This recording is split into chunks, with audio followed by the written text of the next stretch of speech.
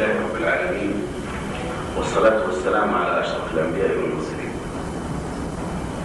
It's my great pleasure to introduce two speakers today, two heavy meals at one time. The first speaker is my colleague as a profession. He's an ophthalmologist and a surgeon. So he's an American.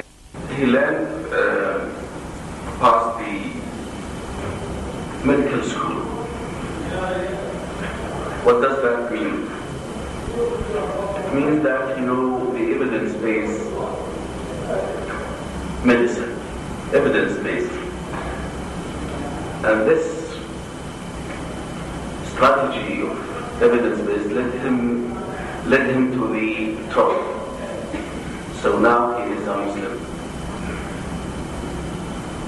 After brainstorming for maybe a long time, but finally he arrived at the truth.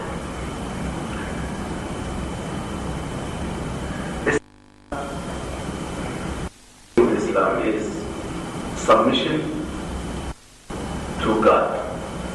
This is the term Islam means, is total submission to God. And who is God? God. He is Allah, or they call him Qayyum, Almighty, Elohim, some people call him Elohim, Yahweh, whatever it is. He is Allah. He is the creator of the universe. He was there before anybody created. He is the one who created the whole universe. Everything is created by his hand. And all human beings have been created by him, including Adam, Eve, Jesus, Moses, Muhammad, Abraham, all of us. We are all created by him. So any religion should be focused around believing on that God, not believing in other issues. The evidence-based thinking led Dr. Lawrence to Islam. From his professional point of view, he had a diploma of ophthalmology from America, and plus he's an ophthalmologist in Medina, plus that he had a lot of Islamic activities and sort of books and articles. Articles such as The Big Questions, and I think it is 3 parts. The second article is Where is the Christ in Christianity? Jesus Breaks, Why Islam, Religious Mysteries, and the Original Sin. These are articles done by him. Books by him, The First and Final Commandment. The First and the Final Commandment. And he means by the final commandment, of course, Quran. Is that right? The 8th scroll, it's the book Sage publication. Book Sage publishers. Misquoted. And the other miscellaneous articles and works. That scroll, I will just introduce this book also to you, because he is not only proud of that book, but it's a novel. We are all of us are proud of that. We read Spiceman publish it, you pronounce it like that. Okay. plus minus, we potentially can see this not only a bestseller book, but as a movie, a powerful book. Our speaker now will stay with you for 45 minutes, and then he can take your questions. As the brother said, I'm Dr. Lawrence Brown, physician and author of a number of books. I want to start just by writing a couple things on the board here. For those of you, 4 books are on leveltruth.com.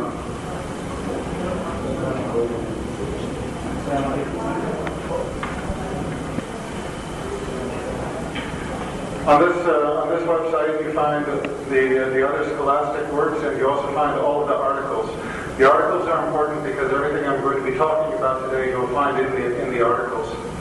And then lastly, you can also look up my articles under my name.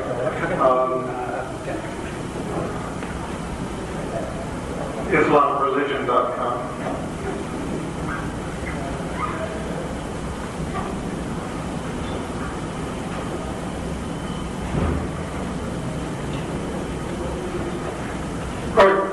Right, so having said that,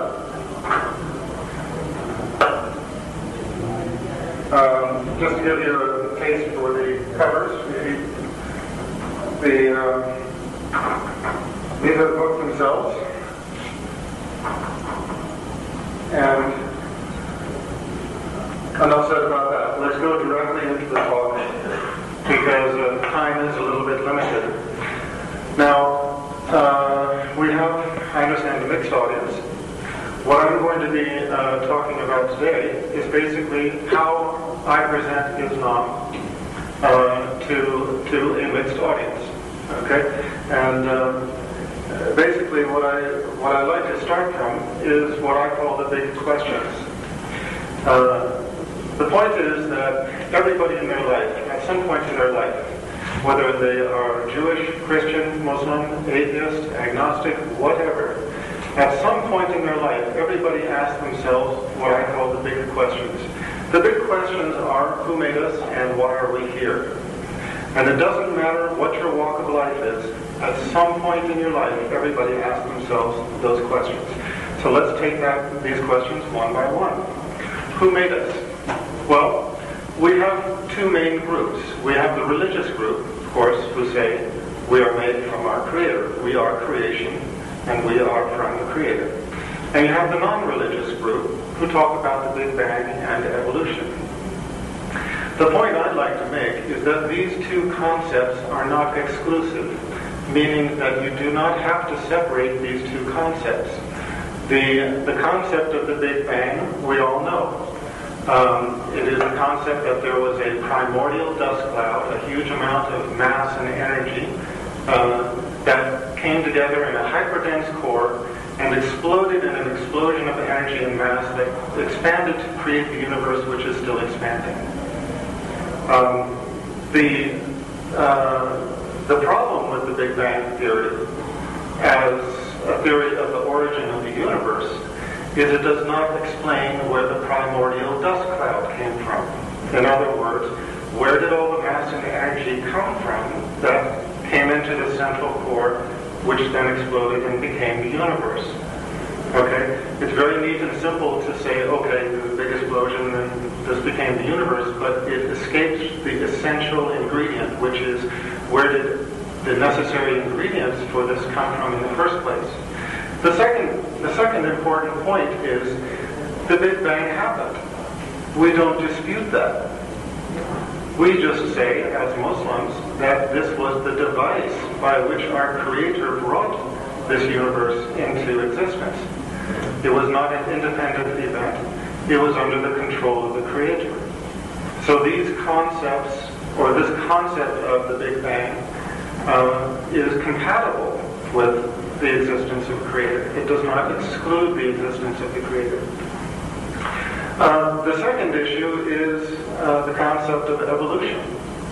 The non-religious people after explaining the creation of the universe with the Big Bang, saying, well, we all came from the process of evolution. But there are some problems with the concept of natural selection. There's one thing that the concept of evolution or natural selection can never explain, and that is the existence of the soul. The existence of the soul. The other thing, of course, is the concept of life. How did life come into existence? Now, you either believe in these things or not.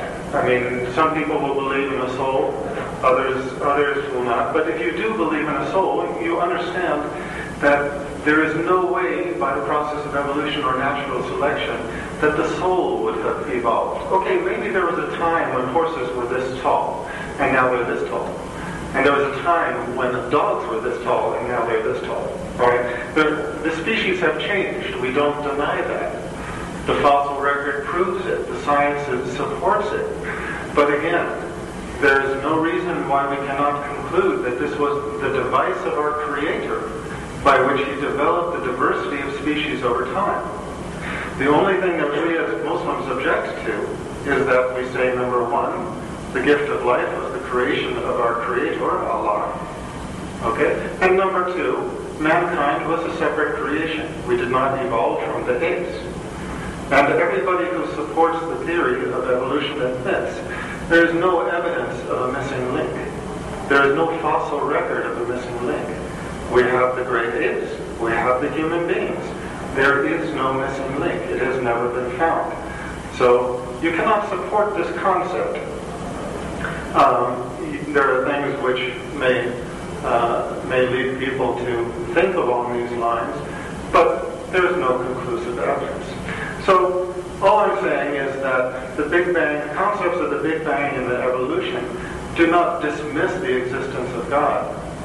In fact, they can be compatible with the existence of God as the instruments by which He brought this universe and ourselves into existence. Now, to come back to the concept of us being created things, it has often been pointed out that we can look around and everything we see has been created. We see a painting, we know that there's a painter. We see a sculpture, we know that there is a sculptor. We see a building, we know there's a construction company. We see a car, we know that there is a car factory. So why is it that when we look around and we see creation, we don't understand that there is a creator?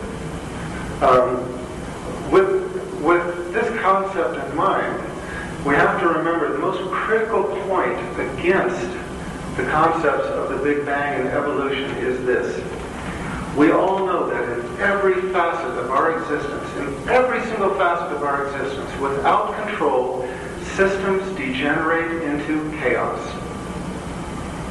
Systems degenerate into chaos. Everything degenerates into chaos if it is not controlled. It doesn't matter what we're talking about. We could talk about your bedroom. Okay? If nobody picks up, if nobody arranges things, after a month, it's going to look like a disaster. We could talk about your office. Everybody has children, or some people have children. Imagine leaving them to their own devices without any control. Chaos. All systems degenerate into chaos unless they're under control. Except for the Big Bang and evolution, right? The biggest explosion in history, and that tended to perfection.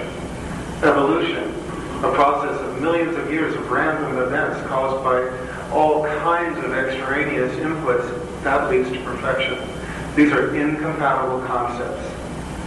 Systems as huge as these, as violent as these, under as many extraneous inputs as these, can only lead to a perfect result if they're under control. So what is that control going to be if not the control of the Creator? Now, the Arabs tell this beautiful story about a man traveling in the desert, and he comes to an oasis. And he finds at this oasis a perfect palace. I mean, absolutely perfect. And he's stunned to find this in this place. So he goes to one of the local men and says, "Where did this come from?" And one of the locals says, "Oh, it just developed." over millions and millions of years, the forces of nature shaped the rocks. The winds blew them together, tumbled them onto one another in perfect alignment to make the walls. The winds blasted sand and earth into the cracks. The rains wet this and made cement to seal them all together. Lightning hit the sand and converted it into glass. More lightning strikes exploded this and threw the panes of glass into the windows in perfect shape. Pieces of wood elsewhere, they were shaped by the winds and by the sun and by the forces of nature, tumbled together and forced together into furniture that was polished smooth by the sand and just happened to fall into the rooms in perfect alignment, covered the door frames in trim and the window frames in trim. Iron ore was hit by lightning and converted into metal. And the lightning over millions of years shaped this metal into the fences that you now see. And what do we see? What do we say when we hear a story like this? We say, this is ridiculous. What kind of a fantasy world are you living in? This is ridiculous. And yet this is what we are told to believe in the concepts of the Big Bang and evolution. That such random events led to such perfection as we see in the living organisms, not just ourselves, but all of creation. So, let's move on. Let's look at the other objections that are frequently stated by, in general, the non-religious. One of the questions that people frequently bring up is they say, how can there be a God if such and such happened? They name some disaster. A genocide, my baby died, my mother suffered, whatever. They say, how can there be a God if such and such a thing happened? You know, this question presumes that our Creator designed our lives to be paradise. But if our Creator designed our lives to be paradise, what is the reason for a heaven and a hell? If this is supposed to be heaven. I mean, the point is that this is a very presumptuous attitude, whereas the truth is that life, in fact, is a test. Life is a proving ground. This is a testing ground in which we are tested on the basis of what we are given and what we do with it. And on the basis of that is going to determine whether we achieve a judgment which is going to lead to paradise or to hellfire. So, the last point I would make in this regard is that if we are going to try to judge things on the basis of suffering, we have to remember that really nobody suffered as much in this worldly existence over prolonged periods of time as the prophets. And we have to remember, these were the favorites of our Creator. These were the favorites of God. These were the favorites of Allah. Okay, and yet, nobody suffered as much as the prophets. And there's a lesson to be taken from this. And that is that this life is not meant to be a paradise, but rather a proving ground. So, let's move on from this point to the second question. As I said, this is a talk beginning with the big questions. The first question was, who made us? The second question is what? Why are we here? Okay? Or in other words, what is the purpose? What is the purpose of life? Well, again, let's think about it with the reasoning that our Creator has given us. Look around you in this room. Go home and look around in your home. Look around anywhere in this world, and you will see that we are surrounded by things that we have made with our own hands. Why? For what purpose have we made anything? This microphone, this podium, the chair you're sitting in, the tables in front of you, the carpet that your feet rest upon. Anything that we have ever made, we have made for one specific purpose, and that is to serve us in some capacity, to serve us, to do something for us. There is nothing in this world that mankind has ever created except that we have made it to serve us. Does it not make sense then that our Creator made us to serve Him? This is exactly what Allah tells us in the Holy Quran. The surah ayah is 51:56. And I, God, have not created jinn and men except that they should serve me. Some translate worship me. to serve and worship me. So how? How do we worship him? Well, let's go back to what we were talking about. Everything that we have made serves us in a particular way. Those things that we understand intuitively, we don't need an instruction manual for, but those things that have complexity, we do. It doesn't matter whether you're talking about a computer, a car, a major piece of machinery, or whatever. It always comes with what? An instruction manual.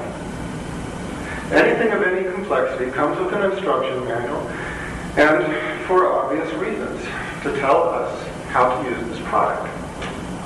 Now, let me just ask a question. Who writes the instruction manual?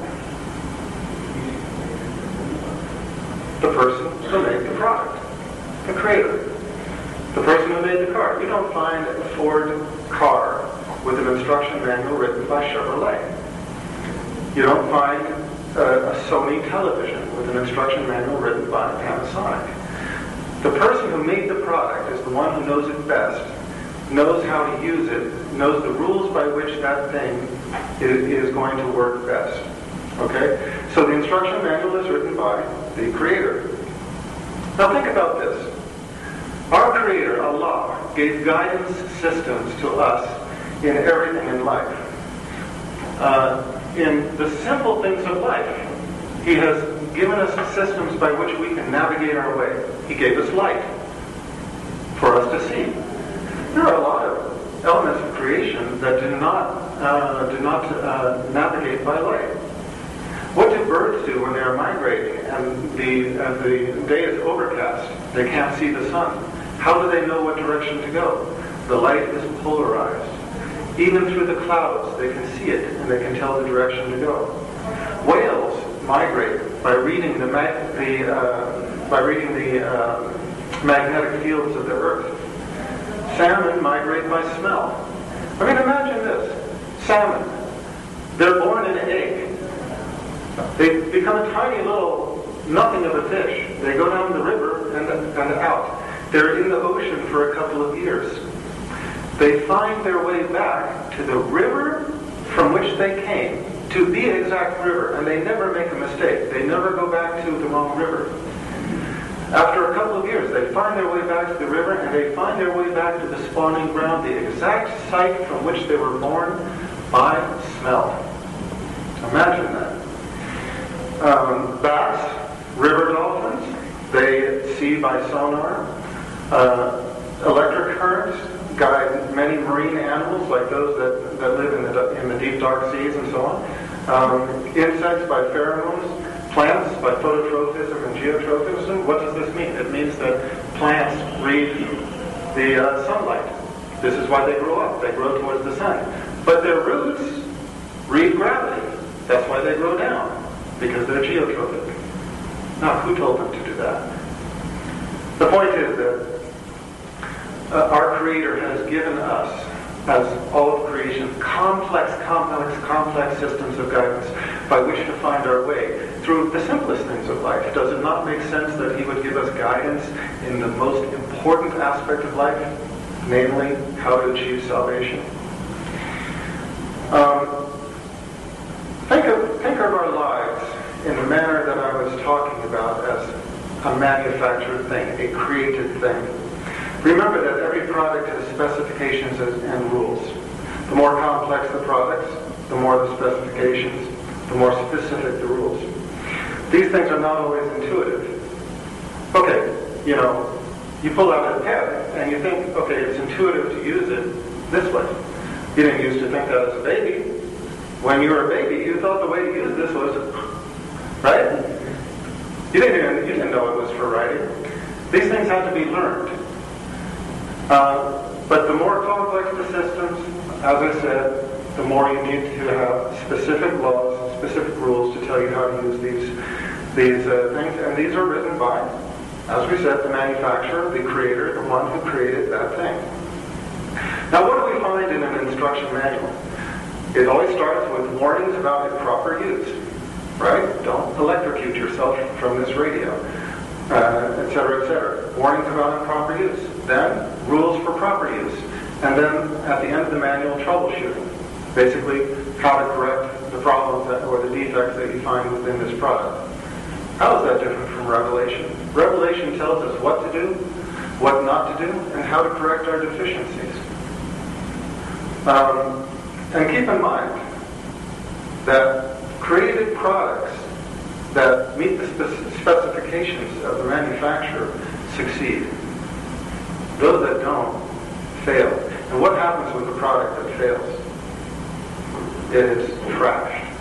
It is trashed. It is recycled. But in one way or another, it's destroyed. Think about that. Think about the employee at work who meets his job specifications. He will get his salary. If he does well, he will get a raise. And isn't that what we're all looking for? But if he doesn't, he gets, I love this word, fired. Now, what does it mean to be fired in the pursuit of salvation? Where did that word fired come from? Think of it in a broader context. So, the need for revelation. What we're talking about here is we have defined who made us, our Creator, the purpose of our life, to serve our Creator. How to serve our Creator is by following His revelation. But let's take a step back. Let's answer the questions that the doubting people always ask. Why does mankind need revelation? Isn't it enough just to be good? And isn't it enough for each of us to worship God in our own way? All of you, if you haven't encountered people who say these lines, you will. These are the common ways by which people try to escape from religious conversations. So let's just take them one by one. Why does mankind need revelation? Well, the main reason is, as I said, this life is a test. Our Creator is fair and just. But in order to establish justice, you need four things. And you cannot establish justice without these four things. You need a court. Think about the day of judgment. You need a judge. Think about the Creator. You need witnesses. Who are going to be our witnesses on the day of judgment? Men and women, angels, the angels who stand by recording our good and bad deeds, other elements of creation. And the last thing, you need what? You've got a court, you've got a judge, you've got witnesses. What do you need? You need something to judge upon. You need a book of laws. If you don't have a book of laws, you're not establishing justice, you're establishing injustice. Because those people are then going to be punished for things that they did not know were wrong. How fair would that be? We have a Creator who is absolutely fair and just. He is the judge. The court is the day of revelation. The witnesses are going to stand for or against us. And what we are going to be judged upon is how closely we adhered or violated His revelation.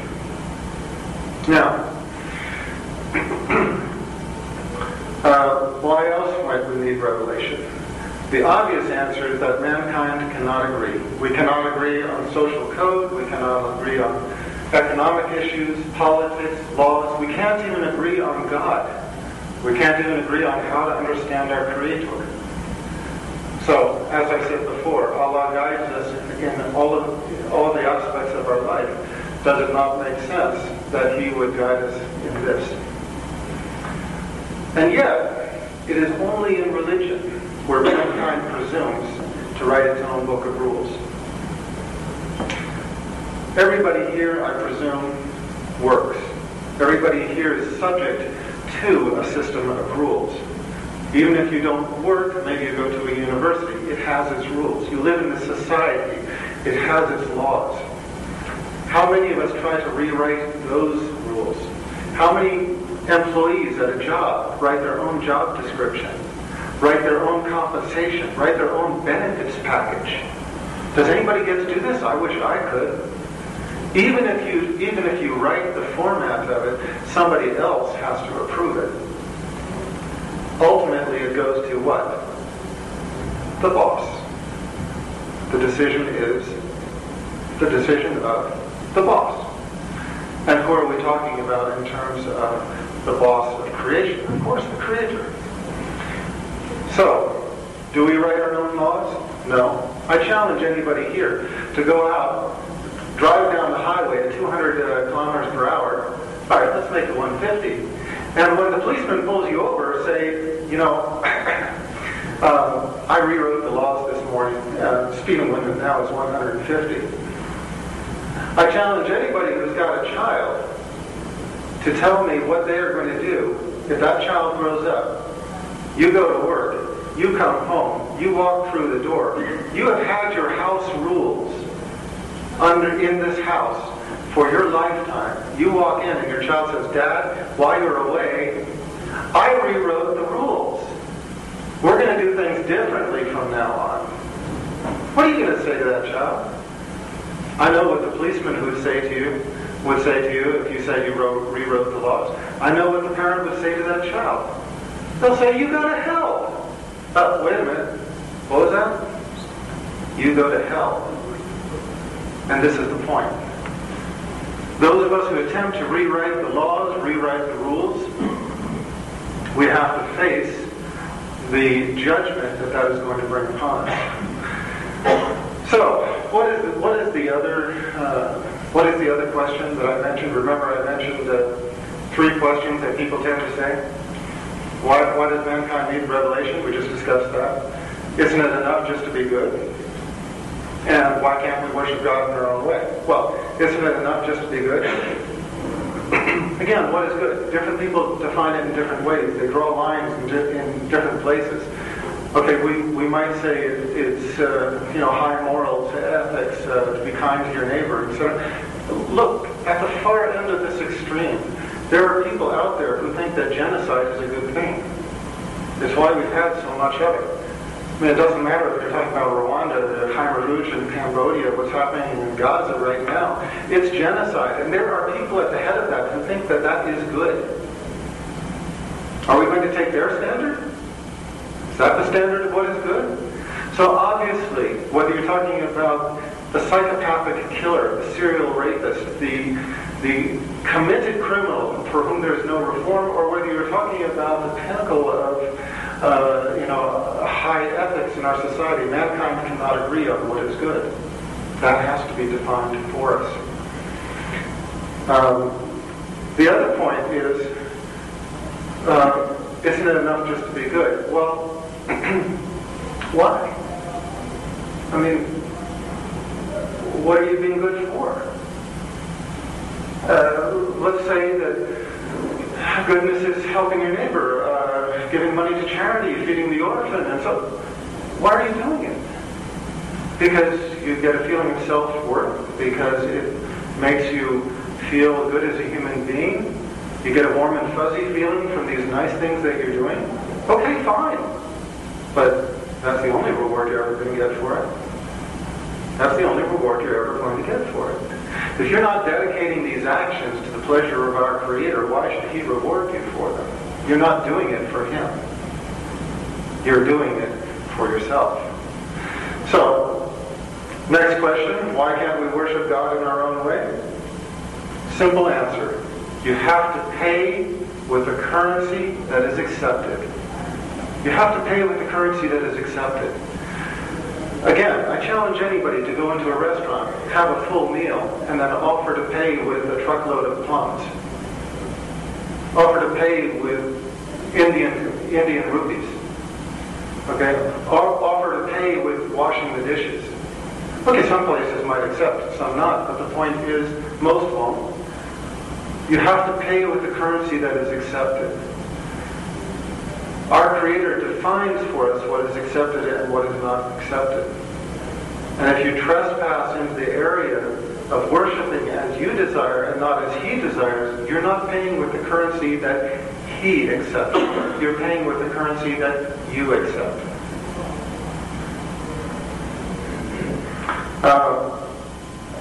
Again, just a little example. But let's say you go to somebody's home. Or you invite somebody to your home. Okay, you invite somebody to your home, you want to show him hospitality. You say, I'll fix you coffee. And the person says, no, and you say, no, I'm going to make you coffee, and I'm going to make it the way you're going to like it. And the person says, well, actually, no, I'm going to make it the way you like it. You just said you like it. Look, the person might not even like a coffee. Right? You might be putting cardamom in it for the Arabic coffee. If you're making American coffee, who knows? You might be making a cappuccino with or without sugar, with or without cream, whatever. You are judging according to your standard, not according to this person's standard. How do you know you're going to get it right? So, what is the accepted currency? The Old Testament, the Testament of the Jewish Bible, foretold 3 prophets to follow. To this day, the Jews are awaiting these 3 prophets. We as Muslims, we understand that Yahya, John the Baptist, was the first. Isa, alayhi salam, Jesus Christ, was the second. And Muhammad, peace be upon him, was the third. Christians, of course, they embrace John the Baptist, Jesus Christ, and the third is not defined. Now, surprisingly, most Christians are not aware that Jesus Christ, in the New Testament, speaks of the third and final prophet. But before I get to that, I'll just back up to where I said the Jews predict 3 prophets to follow. How do we know that? We know that because when John the Baptist was preaching in the New Testament, first epistle of John, not the first epistle, just John, chapter 1, verses 19 through 21, it is recorded that the Levites and the priests sent by the Jews came to question him as to who he was. And they questioned, quote, "Now this is the testimony of John, when the Jews sent priests and Levites from Jerusalem to ask him, 'Who are you?' He confessed and did not deny, but confessed, 'I am not the Christ.' And they said, 'What then? Are you Elijah?' He said, 'I am not.' 'Are you the prophet?' And he answered, 'No.'" Now we've heard 3 people mentioned here, the Christ, Elijah, and the prophet. And after he makes this denial in John 1:25, they then question, "Why then do you baptize if you are not the Christ, nor Elijah, nor the prophet?" These are the 3 who the Jews were expecting.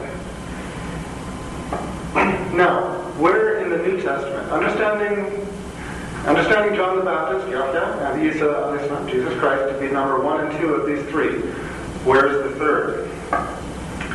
In the New Testament, in John 14:16 through 17, it is recorded that Jesus Christ said, "And I will pray the Father, and he will give you another helper," the word for helper was paraclete, "that he may abide with you forever, even the Spirit of truth." What is the important word here? Another helper. What's the important word? Another paraclete. What's the important word? A lot of people say paraclete. No, that's not the important word. The important word is another. He will send another paraclete. Now, in Greek, there are 2 words for other. There's allos and there's heteros. Allos is the other where there are many. Heteros is where there are only 2. The word in this instance is allos, the other where there are many, which makes sense when you consider the continuity in the chain of Revelation and just exactly how many prophets there have.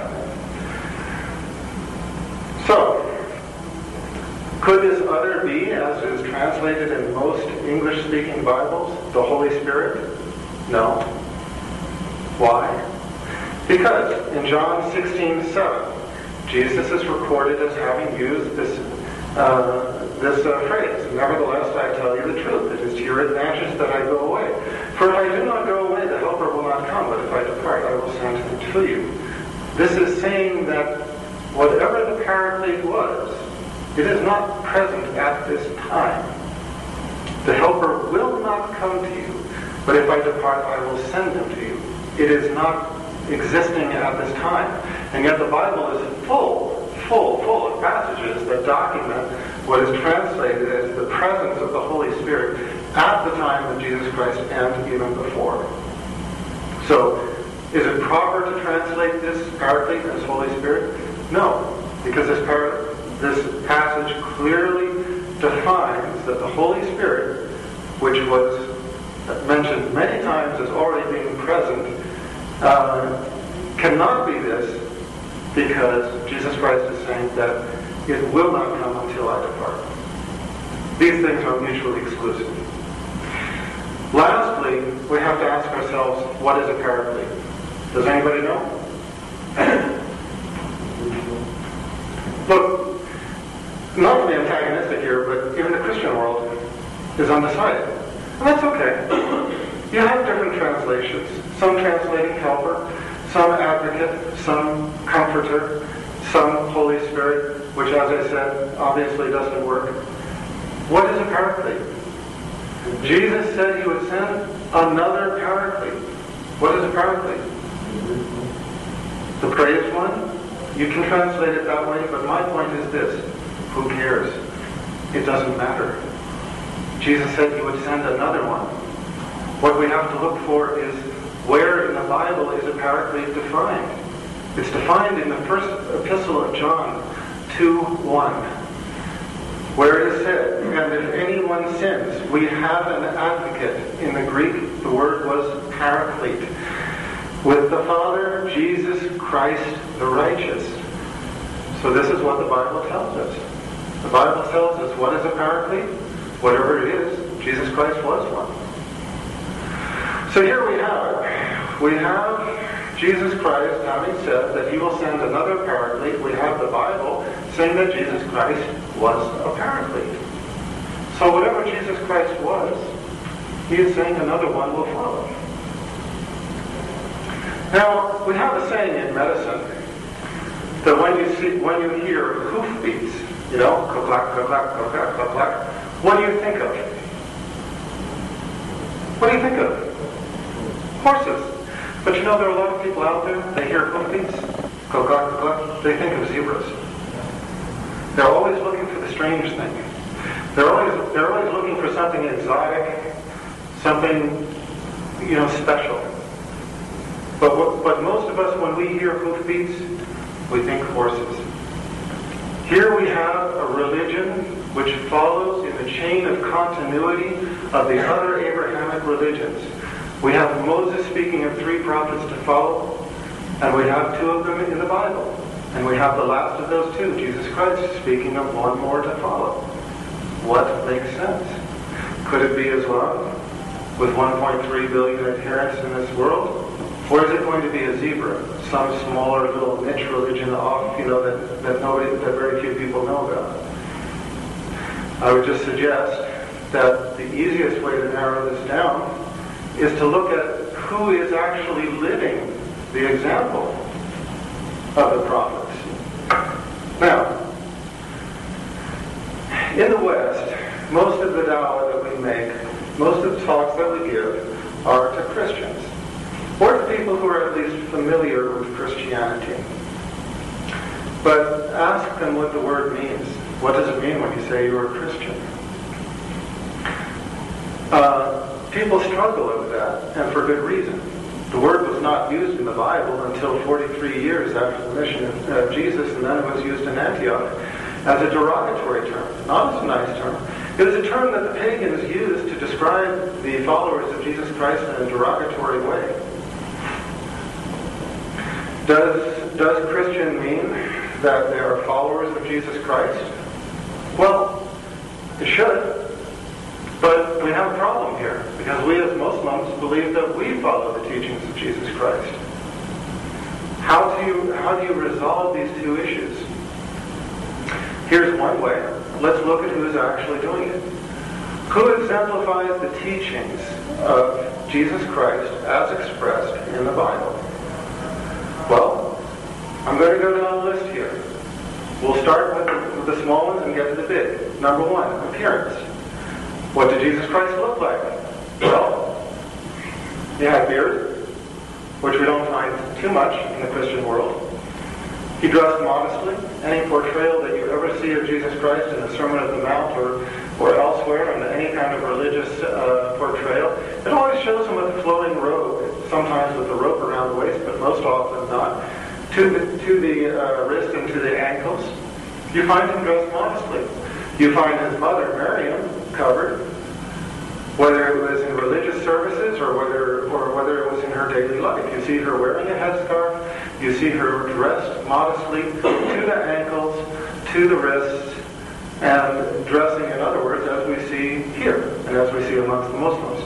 So who is exemplifying the appearance of the righteous of the past? Muslims or Christians? Let's move to manners. Jesus Christ was a man focused on salvation. He eschewed finery. He was not a person who dwelt with the things of this world. Where do we see that most commonly? Amongst the Muslims or amongst the Christians? He spoke with humility and kindness, which is fairly contrary to what we find among the televangelists, the preachers and so on, giving their fire and brimstone, their fiery theatrical performances. This was not his way. Jesus Christ was a prophet. He was a man of sincerity, and he was a forthright example of prophethood. He said his piece, and he did not require theatrics to sell it. Another element of manners, and a very important one, he offered the greeting of peace. He instructed his disciples in Luke 10:5 to offer the greeting of peace. And then he set the example, saying, "Peace be with you." In Luke 24:36, John 20:19, John 20:21, John 20:26. Interestingly enough, this is also the greeting offered in Judaism in Genesis 43:23, Numbers 6:26, Judges 6:23, 1 Samuel 1:17. Remember, you don't have to write this all down. It's in my articles. Okay? Point is, Jesus Christ told his disciples, offer the greeting of peace. Then he set the example. I have never once in my life in the West heard it. I come to Saudi Arabia. I hear it more times in 1 hour than I heard it in my entire life in the West. Assalamu alaikum. Wa alaikum salam. Peace be upon him, and to you be peace. So again, who is exemplifying the manners of the righteous? Who is exemplifying the manners of the prophet Jesus? Better, the Christians or the Muslims? Religious practices. Let's move on to something with more meat to it. Jesus Christ was what? He was an Orthodox Jew. That's why we call him colloquially Rabbi Jesus. He was circumcised. He taught Old Testament law. He didn't eat pork. He did not take usury. As a matter of fact, he overturned the tables of the money changers in the temple. He followed Old Testament law. Circumcision, Luke 2:21. Paul thought it wasn't necessary. He didn't eat pork, Old Testament law, Leviticus 11:7, Deuteronomy 14:8. He didn't give or take usury, Exodus 22:25. These are all prohibitions according to the law that he lived, that he taught, because he was not sent except to the lost sheep of the house of Israel. He was sent to remind them of their law. That's why he was called Rabbi Jesus. Now, just out of curiosity, let's separate the Christians to one side of the room and the Muslims to the other side of the room, just in your mind, and say, who is circumcised, doesn't eat pork, and doesn't take usury? Another example, extramarital relations. Now, I'm not talking about close extramarital relations. I'm talking about any extramarital relations. Show me an example anywhere in the Bible where Jesus Christ shook a woman's hand, touched a woman outside of religious services or healing. Show me any example anywhere where he had any contact with a woman. He didn't. Why? Again, Rabbi Jesus, Old Testament law. Go and find any Orthodox Jew anywhere in the world who's actually practicing. You'll find they don't shake women's hands. They don't touch women at all. Their wives are covered. To this day. They know the law. And so do we. To this day. Move on to something more important. Practices of worship. Jesus Christ made ablution before prayer. He washed. So did Moses and Aaron. Exodus 40:31-32. Jesus Christ prayed in prostration. Where in the Bible does it say how Jesus Christ prayed? Nowhere. Nowhere. Except one place. In the Garden of Gethsemane, where it is described that he fell on his face in prayer. Where do you find people falling on their face in prayer? This is prostration. continued to this day for the last 1,400 years amongst Muslims. Matthew 26:39.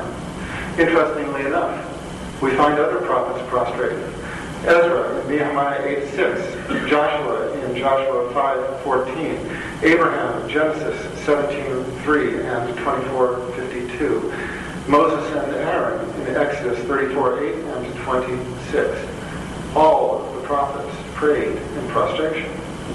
Jesus Christ fasted for more than a month at a time, Matthew 4:2, Luke 4:2, as did the pious before. And he made pilgrimage for the purpose of worship. So again, I ask him, where do we find the example of Jesus Christ best exemplified? In terms of practices of worship. Ablution before prayer, praying in prostration, fasting for more than a month at a time, making pilgrimage for the purpose of worship. We find these in the Muslim world. Most important issue, bar none, is matters of creed. Tawheed. Jesus Christ taught the oneness of God. 3 places in the Bible: Mark 12:29 through 30, Matthew 22:37, Luke 10:27. Jesus Christ was asked about the most important commandment, and he repeated the first commandment as given in Exodus 23, "Know, O Israel, thy God is one." Nowhere in the Bible does Jesus Christ say that God was 3. Nowhere in the Bible is the Trinity mentioned. Now, pay attention. Nowhere in the Bible is the Trinity mentioned by word or by concept. Now, when you say that to Christians, they'll say, but First Epistle of John 5:7, that's not in the Bible. They'll say, what do you mean it's not in the Bible? That's not in the Scripture. That was an addition by a scribe in the 4th century. It was first mentioned by Priscillian, who is a Spanish heretic. It was written into the margins of an original manuscript, but because it was liked, it was adopted into the Scripture. You find the Interpreter's Bible saying this verse is to be rejected. You find the modern Bibles, many of the modern Bibles, like the Revised Standard Version, the New Revised Standard Version, the Interpreter's Bible, the NIV, they reject this verse in the salient points because it was not in Scripture. So the point is, Jesus Christ taught the oneness of God. Nowhere did he teach the Trinity. He declared himself a man and a prophet of God. Nowhere did he call himself the Son of God. Nowhere did he ascribe divinity to himself. So, why this disconnect? Why do we find Muslims teaching all of these things, practicing all of these things, exemplifying the example and teachings of Jesus Christ better than Christians? Well, I'll tell you. It goes like this. Jesus taught Old Testament law. Paul negated it. Jesus preached Orthodox Jewish creed. Paul preached mysteries of faith. Jesus spoke of accountability. Paul proposed justification by faith, meaning that if you will believe, then you will be forgiven. Jesus described himself as an ethnic prophet. Paul described him as a prophet for all the world. Jesus taught prayer to God. Paul set Jesus up as an intercessor. Jesus taught divine unity. Pauline theologians derived the Trinity in the 4th century. This is the reason for the disconnect. The reason for the disconnect is because we as Muslims, we are following what Jesus taught. And most Christians are actually following theology that was derived not from Jesus, not from what Jesus taught, but from what others taught about Jesus. And I just ask you, if you have to choose between the two, which are you going to take? If you have on one side of the room the prophet himself preaching his message, and on the other side of the room talking about the prophet, and you are seeking knowledge, sincerely seeking knowledge, which side of the room are you going to go to? You're going to pay attention to the prophet. And that's what we as Muslims have done. And that is what has led us to the final prophet, Muhammad, peace be upon him, as predicted by Jesus Christ, as predicted by the Old Testament as well. And that is what has led us to become Muslims. That concludes my talk. There is plenty more that I can go into. There's plenty more on my website and my books. But I'll now turn it over to Abu Huraira Shazad Muhammad and let him continue on. Thank you very much.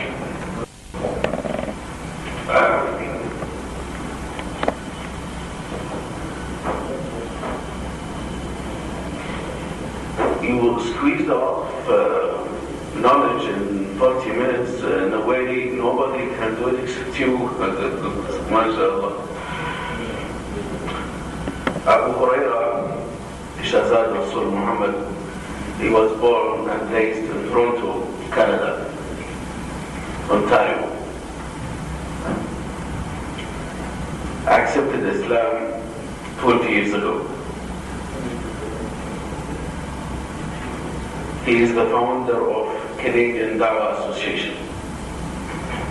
He had a degree in Arabic language, a bachelor degree in Islamic law, Sharia, has also studied in Canadian law. Now, time is yours, however. Whether you want to sit here or go there, it's up to you, but if you go there, it's up to you.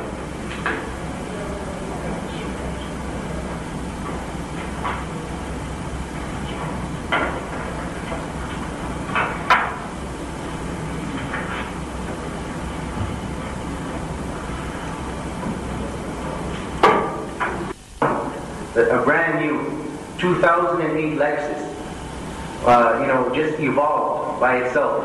From the metals in the ground, it just evolved into a car, and there you have it.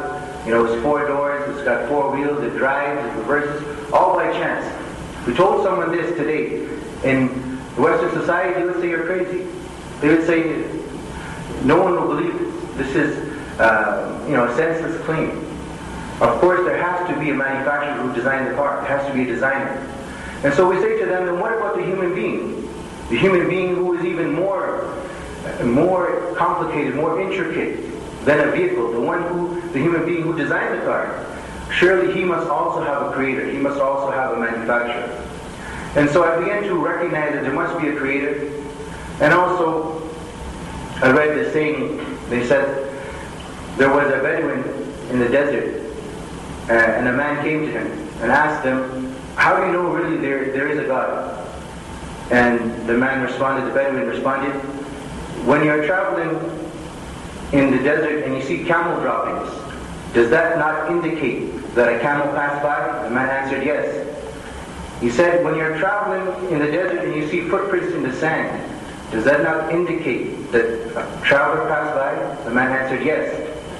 He said, so when you look around you, the creation of the heavens and the earth, all these things that you see around in this earth, from the animals to the whole system, how it works, the sun rising in the east, setting in the west, all the things that Allah has given us on earth, does that not indicate that there is a great, magnificent creator? And so the man responded, yes. So after I was convinced that there is a creator, I set out on this journey to find out, what is the true religion. And since Christianity was the most popular religion in our country, I began going to church, studying the Bible, studied the Old Testament and the New Testament, the Bible studies.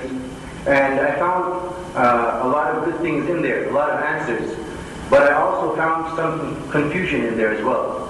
And so I continued my research. I read regarding different religions such as Buddhism, Hinduism, some books of philosophy. And finally, a person that used to attend the same high school as me gave me a copy of the Quran in the English language. And he said to me, this book is a miraculous book. No one can produce a book like this. And I thought for a second, well, I never heard of something like that. Let me take a look at this book and see what it's saying. I took the Quran home and I began reading it and comparing it. And I found subhanAllah, this book really is interesting. I continued to read it, and I was amazed at how the Quran encourages people to think. It does not encourage blind faith. It encourages faith based on proof. And so that was one of the themes of the Quran that appealed to me. The theme of where Allah says in the Quran, if you are truthful, then produce your proof.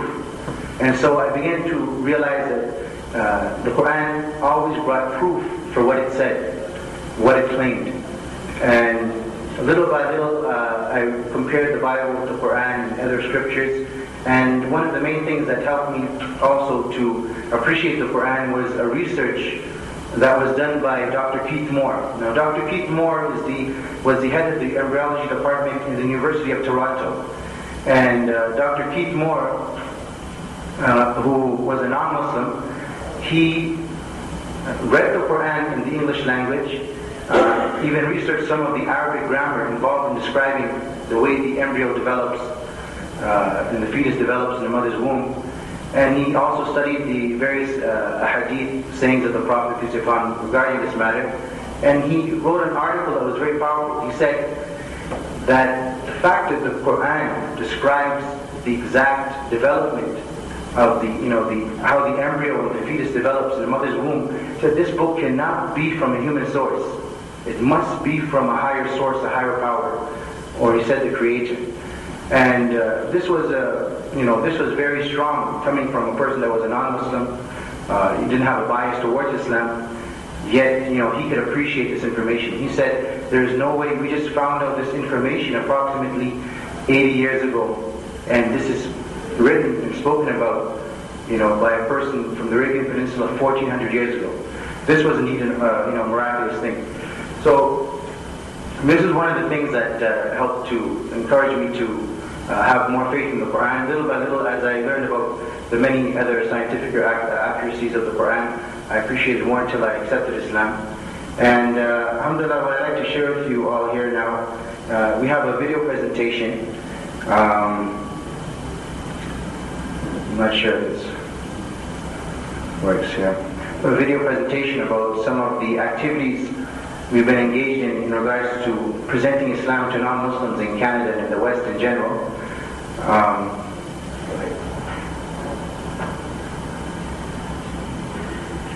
Do we have any, is there any, is everyone in the audience Muslims, or do we have any non-Muslim visitors today?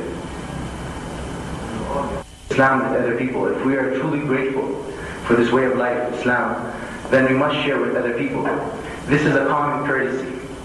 There are so many people every day who wake up in the morning and they, like I mentioned to you before, they feel this feeling of hopelessness, that they don't have a point in their life. They don't know who their Creator is. They're not in touch with what the point of their life is. They don't have the guidance of the Quran. And so many people go through their life with depression, sadness, feeling of no contentment. And if we have something that can solve all those problems for the people, if we have something that can make people happy and find peace and tranquility, if we have something that will enlighten them, being Islam, then we should really do our best. We should do our best to spread it with other people. This is only a common courtesy.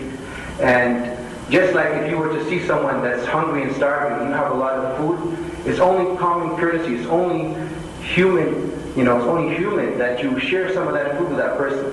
If you see someone that's dying of thirst and you have water, it's only human, it's only common courtesy that you share that water with that person. And so, as you know, if a person dies with nothing, if he dies with no food, no water, no clothes on his back, but he dies with Islam, then he has died a rich man.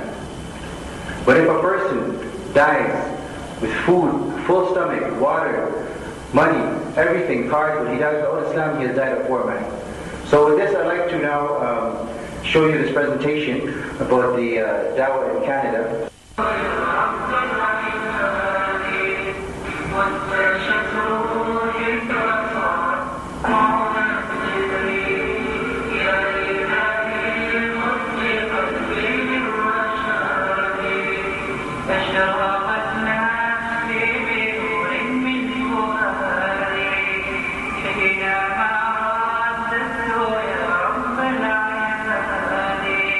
One day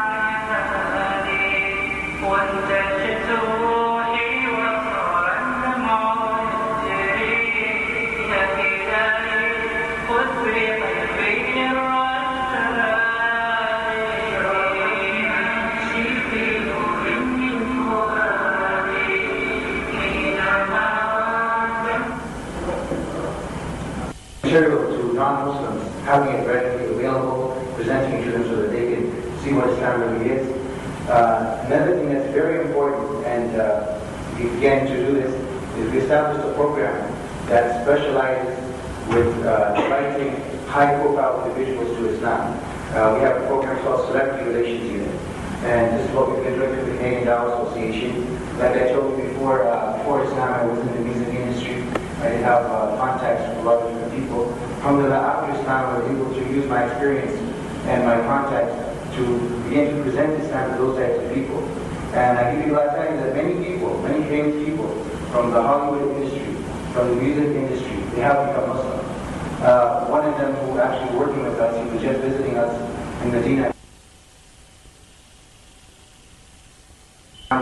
There's an interview with some of the people that we're working with. Alhamdulillah, we did invite the whole Chappelle family, Dave Chappelle, with his brother and his mother, and their whole family. We brought them as our guests to the Canadian Dawah Association for Umrah in April. They came and they visited the kingdom. They had a meeting, we had a private meeting with the Imam of the Haram in Medina, who gave advice to them, as well as we had a meeting with the Imam of Mecca, Khalid al-Amidi, who also gave them advice. So there's been a lot of fruits, a lot of development in the Dawah.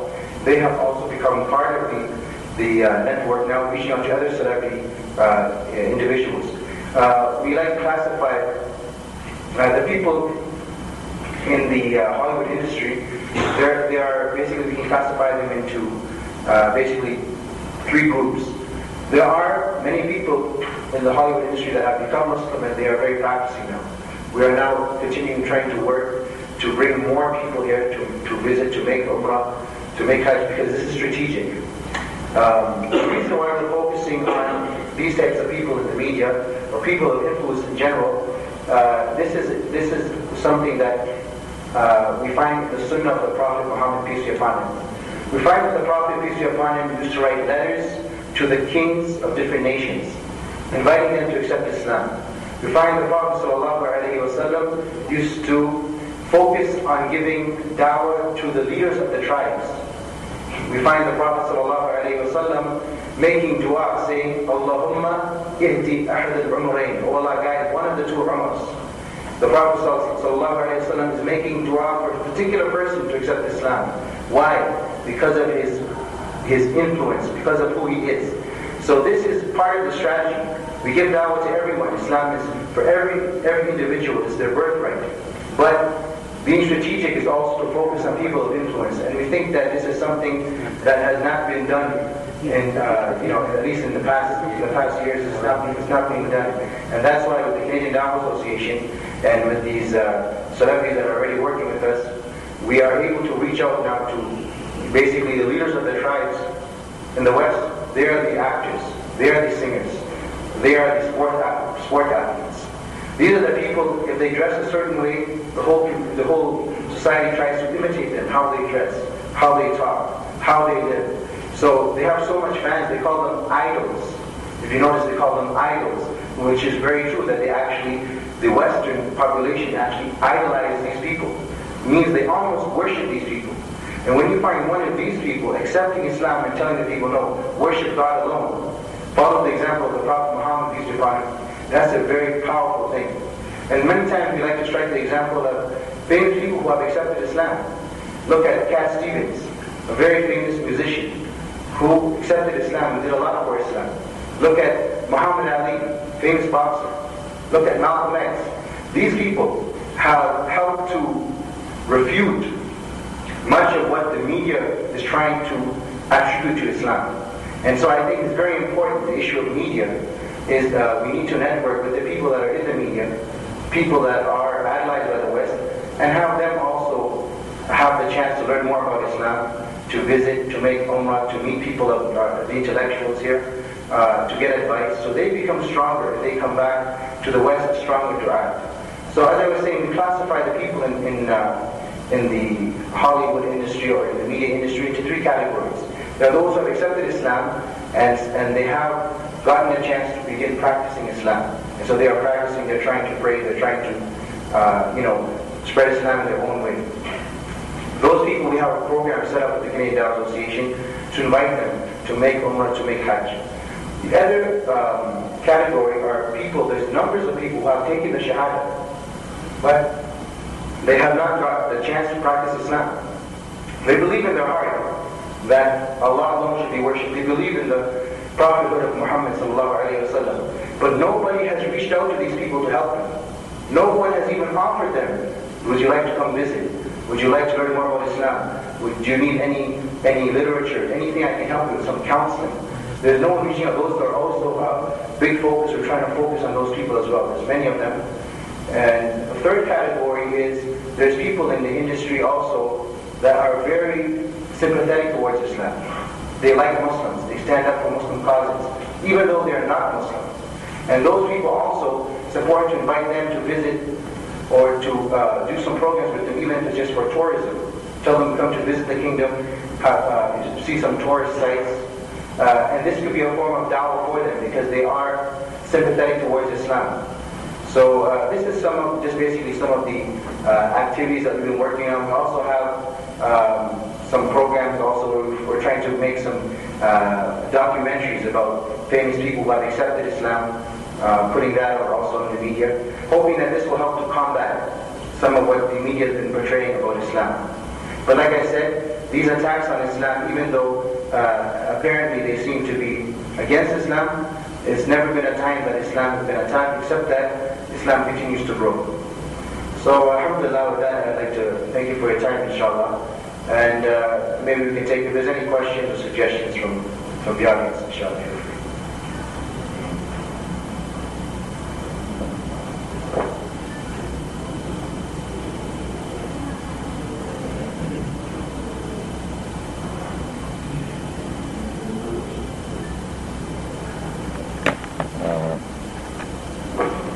Thank you very much, Abu Huraira. Now there is a question. Assalamu alaikum wa rahmatullah. As I see the focus of the talk of the two speakers today was how to extend dawah to non-Muslims. Especially they come from the West, and I want to ask them that one of the hurdles that we see in the propagation of Islam in that part of the world is the anti-Islamic campaign of the media. They distort facts against Islam and they try to push away people from listening about Islam, sympathetically considering it. So how to challenge, how to accept this challenge, and what to do about it in a positive way. My question is, are our brothers in the West thinking about establishing their own TV stations, bringing out their own newspapers, dailies and journals? Is it something that they are considering? Thank you very much.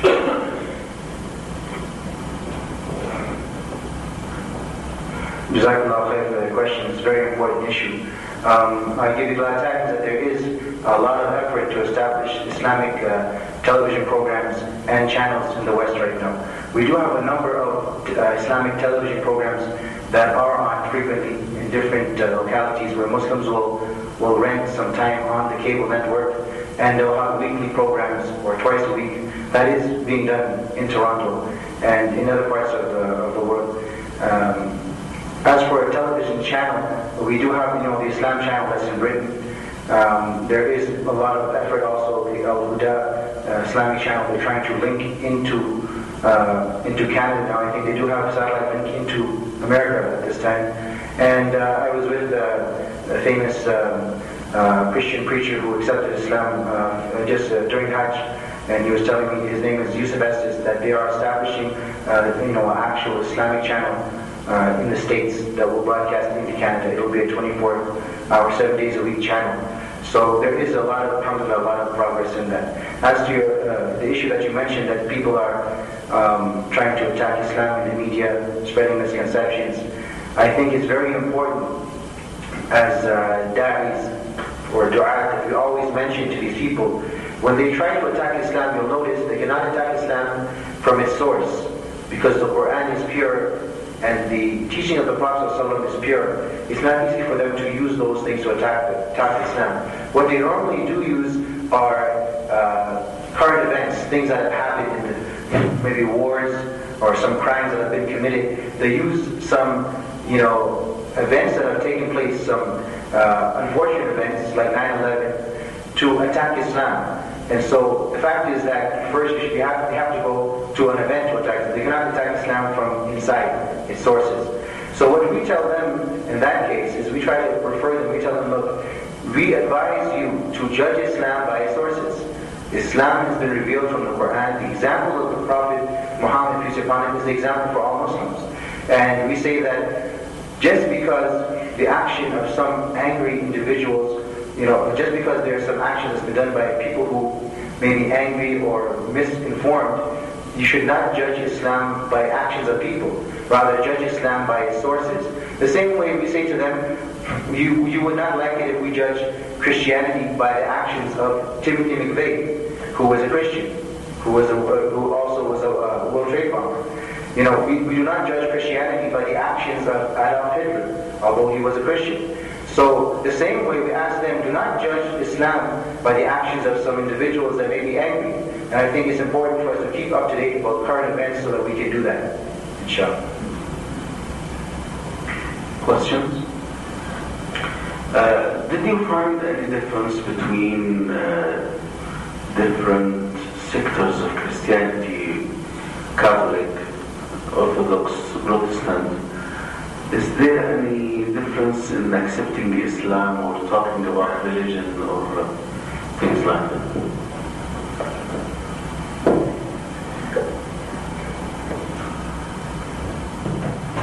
Yeah, that's a good question. Of course, it's important to note that as a person who is calling people to Islam, as we're all here in the hospital, many of you may be doctors, medical profession, you have to understand that as a da'i, you're also a doctor. You're a doctor, and you have to analyze what sickness this person has and what treatment does he need. And so you can only do that if you know what his background is, where he's coming from. And so the best thing, obviously, is to always try to establish a small, brief conversation with that non-Muslim. Try to find a bit about them, how they are, where they're from, what's their background, what they like, what they don't like. If you can do that, you'll be able to assess how to treat this person. You don't just, as a doctor, you don't just, a patient shows up and you start giving him medicine before you even ask him what his problem was. So this is a very important thing with da'wah. We should not start giving medicine before we found out what the problem is. So finding out which faction of Christianity or which denomination they're from is very important. You'll find there are certain denominations that are really into following textual evidence. That is, they stick much to the Bible. They often quote from the Bible, and people like this would be, I'd say, the Protestant or the you find the Jehovah's Witnesses or people who always often quote the Bible for textual evidence. These people, you can approach them from this way, using textual evidences. You can ask them to explain certain points in the Bible that's not clear, which they will not be able to explain, to open up their mind. But this is an approach from a textual, logical way. The other type of Christian you have the evangelists. The evangelists now, they're not really that much into text. You might quote to him 10, 15 different verses of the Bible. He doesn't want to hear it. The evangelist, he's an emotional type of Christian. He's talking about, he said Jesus came to him last night and told him such and such. He tells you the Holy Spirit is guiding him. A person like this, you have to give him a different treatment. It's not going to be just from the text of the Bible. You have to rationalize with him. You have to make him think. You have to find out where his opening is, what's making him think like this.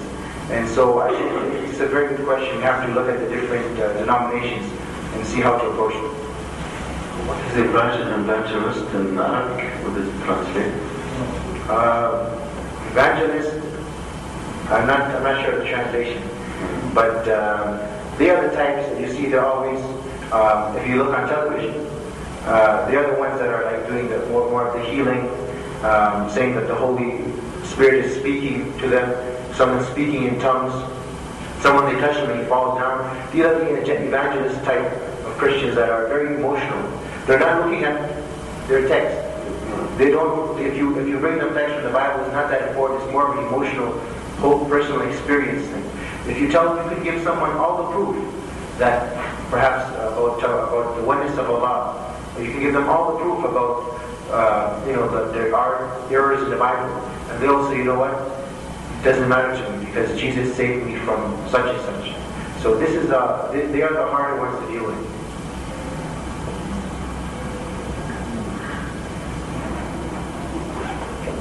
بسم الله الرحمن الرحيم الحمد لله رب العالمين والصلاة والسلام على أشرف الأنبياء والمرسلين نبينا محمد وعلى آله وصحبه وسلم. If you please, Brother Horea, I would just like to add something regarding the evangelists. There are these people who are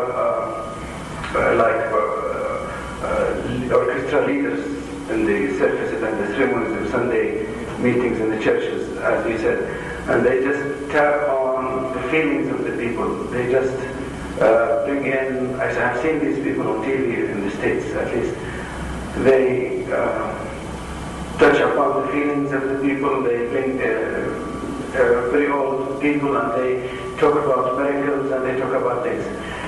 My comment and our question is the idea that Dr. Brown has led his speech toward the end that all of the ideas that foretold by previous prophets and messengers in the Bible, they were fulfilled in the message of Prophet Muhammad ﷺ. And this is the way for salvation. Now,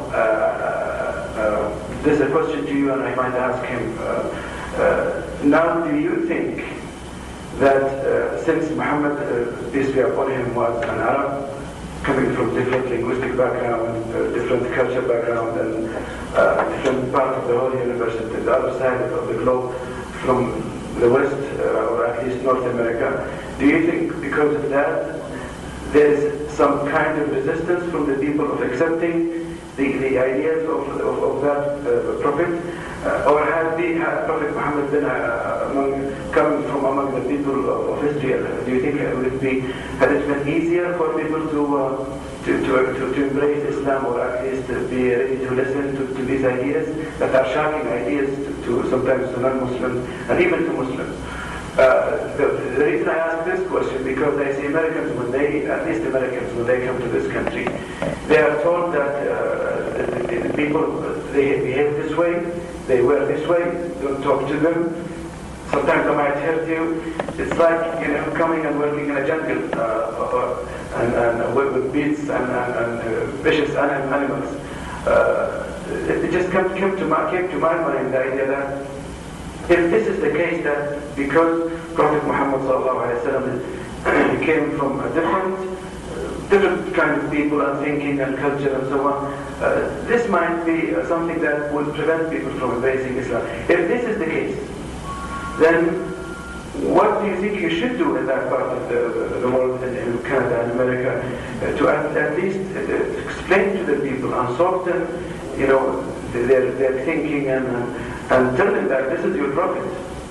And I like what one brother said when we were talking about the Danish people and the bad things that they were the lies and they were saying about Prophet Muhammad ﷺ, and he said, just tell the Danish people that they are doing this to their own prophet, not to the Prophet of Islam. So I hope you understand my question. It's a very long question. Okay, Jazakallah. I think that's a very good point, that the issue of people thinking that Islam is an Arab religion, Islam is a foreigner religion. This is something that's commonly been spread over a number of years. It's been taught to the people. It's not something that just happened recently. And there's a very good book written by a non-Muslim about this. I advise that someone try to get this book. I think it might be available here. I believe it's called The Real Arabs. Real with R-E-E-L. Real as in movie reel. But he writes it like that, The Real Arabs. And this person, non-Muslim, who's been in the Hollywood industry for many years, he's saying that if you look at Hollywood movies, going all the way back, maybe 20 years ago, and even further back, all the time, every movie, even cartoons, Disney World, all of them they always portray the Arab as the bad person, the bad guy, the tyrant, the uneducated one, the one who is always backwards. This is being taught to our society through the media. And in this book, he goes through it, The Real Arabs, and he explains and he brings examples of each movie. And so that's why it's not uncommon for a Westerner comes to be scared. I'm going to this dangerous place, I'm going to this place where we never know what's going to happen to us. They might hurt you, like you mentioned. So this type of phobia or Islamophobia is being spread intentionally. But as for how can we combat this, I think the issue that I was mentioning previously of bringing popular people from their own societies here to visit, to experience the beauty of this country, the beauty of the culture that the Arabs have, and come back and say, it's a beautiful place. I've been there. I've seen it. It's a wonderful place. You should go and visit. I think encouraging some tourism is going to help to combat the image, as well as having people from the Western background present Islam. People that are originally born there speak the language of the people, know the culture. They're able to reach them a certain way. And so that's why, always striking examples of people that are popular from the West. People like you mentioned, like Cat Stevens, people like Muhammad Ali, people like Malcolm X. When they understand that, they don't think of them as foreigners. These people are our own people. And they see these people coming to Islam, these people loving Islam and defending Islam, then they realize, this is not really a foreigner's religion, But like I said, there is an intentional effort to paint Muslims and Arabs in general in a certain picture. And perhaps if you get a chance to read that book, The Real Arabs, you'll be able to benefit a lot from it. Any question? Yes.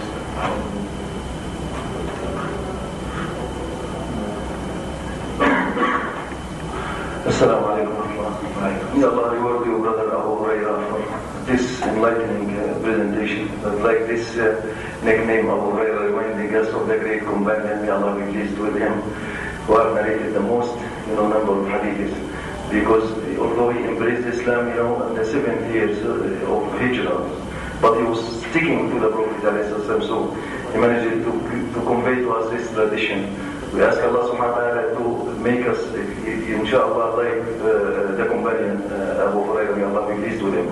Actually, I have a threefold question together with a comment, if you bear with me, may Allah reward you. First of all, if you have a website or a personal email so that we can get in touch with you to benefit from your diverse, inshallah, experience, may Allah reward you, inshallah.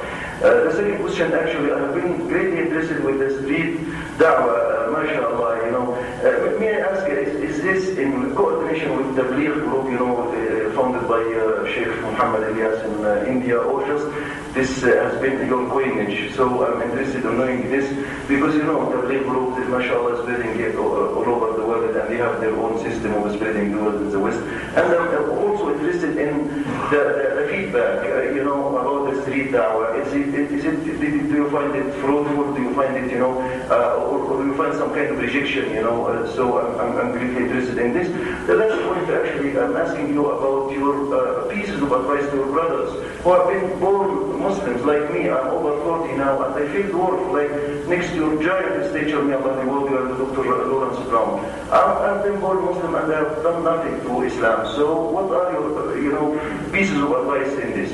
The last comment, brothers, is concerning the concept of evangelism, actually, about making missionary, spreading there is a book by Dr. Adnan Wazam from our Quran because if we have people that are literally oriented, I wish that we read it. It's in Arabic, evangelism in the thought of Shakespeare, because most of us teach Shakespeare, as a kind of canonical literature. We are not aware that, lots of evangelism, lots of missionary thought in this. I wish that we read it, because most of the time we say the great, things like that. But we are not aware that Shakespeare, for instance, was the first to use the term Turk as a derogatory because of the Turks being Muslims.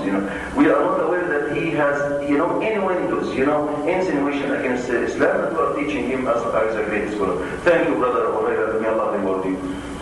Thank you for your wonderful comments, inshallah, and hope Allah subhanahu wa ta'ala blesses us, to be sincere and to fulfill this obligation of da'wah in the West.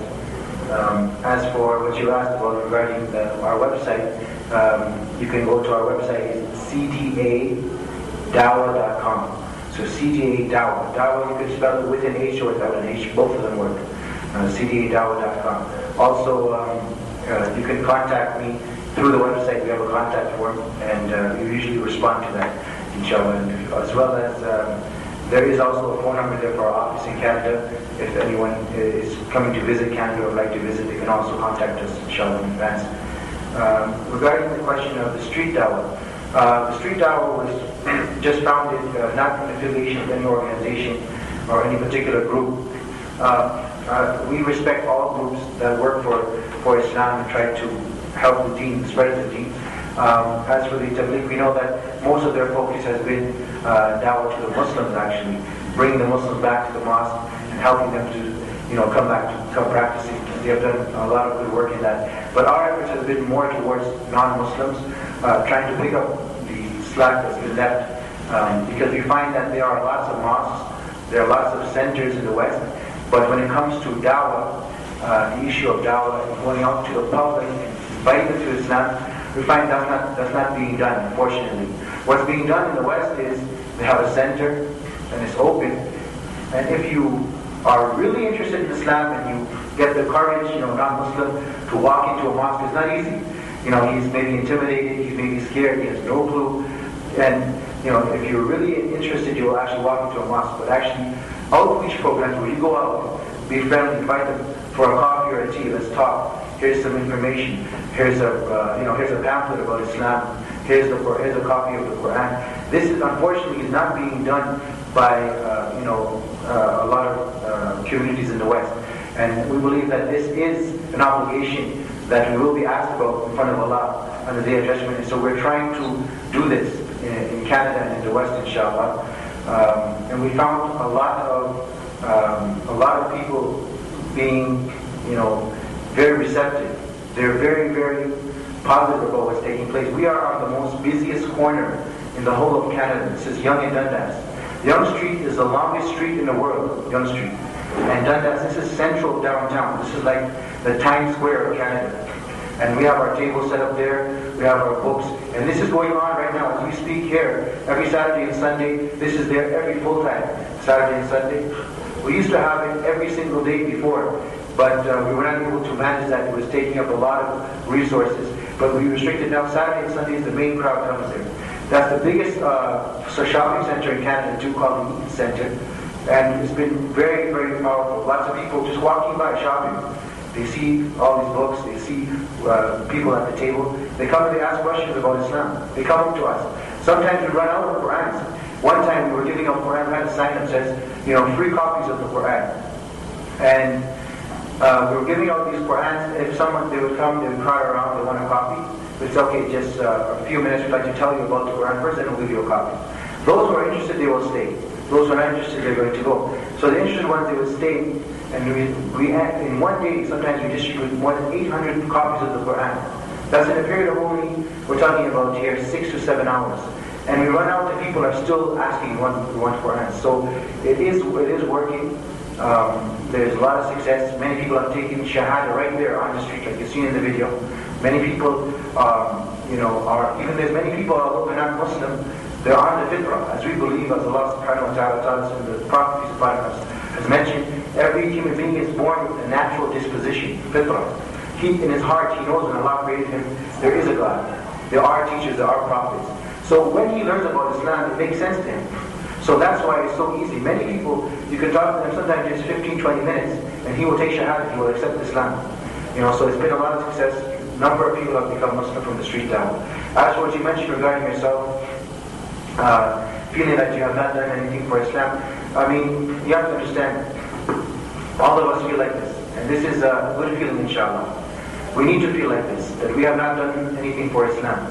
Because if we ask the question, we should all ask ourselves this question: what has Islam done for us? And we should think and we should ponder about this. And when you think and you ponder about what Islam has done for you, for your family, for your life, for your mental health, for your physical health, for your well-being, for the society, when you think about what Islam has done for you, you can keep talking, you can keep writing, you can never stop. But when we turn the page around and we ask, what have you done for Islam? Unfortunately, we cannot talk much. And what you've seen here today, this is very little. Our obligation, we can never repay Allah. We can never repay Allah for what He's given us. And so it's good, we must feel like we have not done anything. We must push ourselves. But the greatest thing is just to practice your deen. To be an upright, good Muslim. To have good character. To be an example for people. There was a person by the name of, I believe his name is Robert Crane. He was the special advisor to President Nixon, the former president of the United States. And President Nixon had, had the feeling that Islam is a threat to the West. So President Nixon ordered his personal advisor to, basically he purchased a very big library, extensive library about Islamic books, and asked him to research Islam because we need to know about what's happening, because it seems to be a threat to America. Robert Crane, after researching and studying Islam, actually accepted Islam. He accepted Islam, he came to visit the kingdom a few years back. He made Umrah in Ramadan, and he met one of our sheikhs and teachers in Medina, and was getting advice from him. After the sheikh had given some advice to Robert Crane, he asked Robert Crane, what is your advice now? Being an advisor to a leader of a country in the Western world, what's your advice to the Muslims? He said, the most important thing is example. He said, your example, your character, your conduct, the way you behave is very important. He goes, and they went on to explain, the Muslims say, do not steal. They say, do not commit fornication, do not cheat, do not lie. They say feed the poor, take care of the orphans. When someone reads about Islam, they'll say, what an amazing way of life. There's nothing more beautiful than Islam. But unfortunately, when they see the Muslims, they contradict this.